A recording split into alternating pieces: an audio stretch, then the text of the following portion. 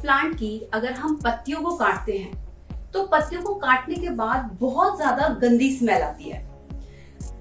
तो ऐसा क्यों होता है? ये इतनी गंदी स्मेल पत्तियों के अंदर से क्यों आती है अगर हम काटते हैं? तो इस वीडियो में मैं आपको सारी इंफॉर्मेशन शेयर करूंगी। अभी तक आपने गार्डन गपशप को सब्सक्राइब नहीं किया है, जल्दी से सब्सक्राइब कर लीजिएगा, बेल आइकन को प्रेस कर दीजिएगा फर्दर अपडेट्स के लिए।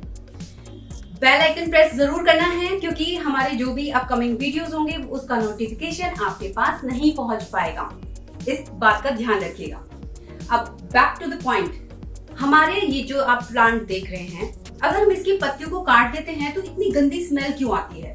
तो देखिए, जो भी हम प्लांट के पार्ट को काट रहे हैं, पत्तियों को काट रहे हैं, तो होता क्या है, जो प्लांट है वो एक रासायनिक दुर्गंध यानी कि कह सकते हैं ऐसे केमिकल कंपाउंड्स इसके अंदर पाए जाते हैं जो कि बहुत मतलब कट होने के बाद, पत्तियों को काटने के बाद ये स्मेल आनी, प्रोड्यूस होनी स्टार्ट हो जाती है प्लांट्स के अंदर।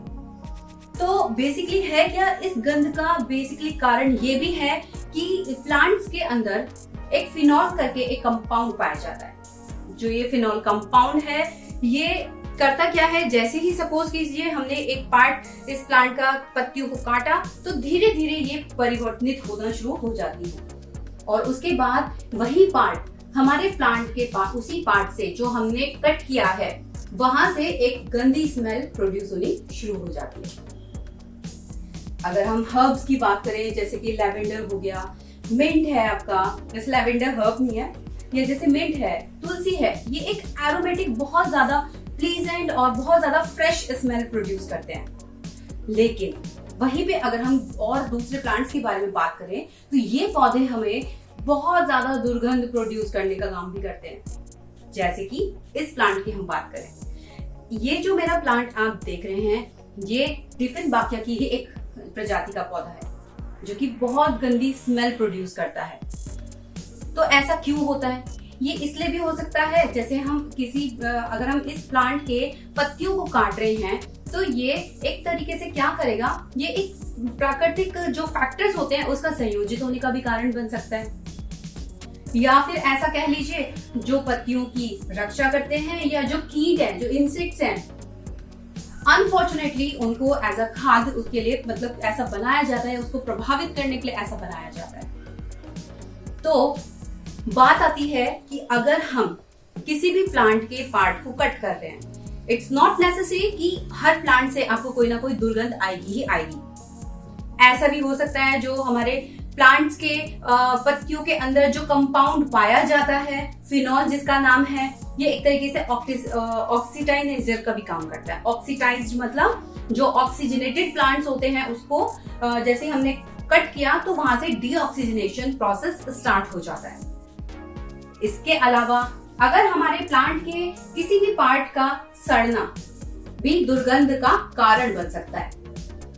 कहने का मतलब, जैसे आपको इस प्लांट की ये पत्ती दिखाई दे रही होगी, येलो कलर की हो चुकी है, तो ये पत्ती भी कोई ना कोई दुर्गंध स्मेल प्रोड्यूस कर रही होगी।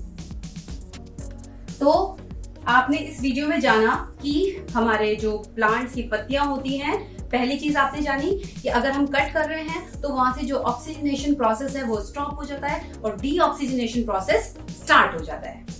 दूसरी चीज, ये जो गंध आती है वो किसकी वजह से आती है? ये फिनॉल कंपाउंड की वजह से आती है। तीसरी चीज, जो ऑक्सीजनाइजेशन जो प्रोसेस होता है वो कब स्टार्ट होता है? जब हम पत्तियों को काटते हैं या प्लांट के किसी भी पार्ट को काटते हैं, तो वहां से ये दोबारा से अपनी एनर्जी को ग्रैब करना शुरू करता है। उस वजह से भी जो गंध, जो स्मेल है जो प्रोड्यूस होती है, ये कारण भी हो सकता है। चौथी चीज, अगर हम अपने किसी भी प्लांट को कट कर रहे हैं, पत्तियों को, किसी भी चीज को, उसके बाद अपने हैंड्स को वॉश करना बहुत इंपॉर्टेंट है क्योंकि जो केमिकल फैक्टर्स होते हैं वो बहुत हद तक इंसान को के लिए भी खतरा बन सकते हैं। हो सकता है वो बहुत ज्यादा पॉइजनस हो और आपको पता भी ना हो। तो जरूरी है कि आप जितने भी अपने घर के अंदर प्लांट्स ला रहे हैं, आपको पता होना चाहिए कि हम जो हमारे प्लांट्स ये पॉइजनस प्लांट्स हैं या ये हमारे पॉइजनस प्लांट्स नहीं हैं, या हो सकता है हमने अपने घर के अंदर कैट को या किसी भी पेट को रखा हुआ है, तो या बच्चे हैं, तो उनके लिए जो पॉइजनस प्लांट्स हैं वो बिल्कुल भी सही नहीं है।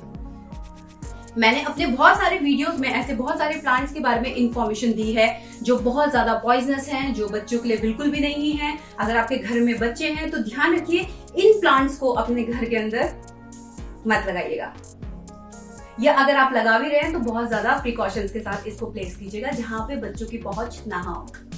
तो ये सारी इंफॉर्मेशन मैंने आपको इस वीडियो में बताई, आपको कैसी लगी मेरे को जरूर बताइएगा कमेंट करके। इसके अलावा मैं आपको बोलूंगी कि प्लीज लोगों के अंदर अवेयरनेस तभी बढ़ेगी जब आप अपने घर से स्टार्ट करेंगे। अपने घर से स्टार्ट कीजिए, अपने घर के अंदर थोड़ा सा भी स्पेस है तो इंडोर प्लांट्स को लगाइए, वहाँ पे नेचर को थोड़ा सा अपने घर के अंदर इनवाइट कीजिए और कोशिश कीजिए कि लोग ज्यादा से ज्यादा अवेयर हों, बहुत सारे प्लांट्स इस अर्थ के ऊपर लगे ताकि ह्यूमन बींग्स का, हमारे आने वाले जनरेशन्स का जो जीवन है थोड़ा स्मूथ हो सके। इसी के साथ मैं ये इस वीडियो को एंड करती हूँ और आशा करती हूँ कि आप अपनी सारी क्वेरीज गार्डन गपशप तक पहुंचाएंगे। सब्सक्राइब कीजिएगा, बेल आइकन को प्रेस कीजिएगा फर्दर अपडेट्स के लिए। Thank you so much for watching my video.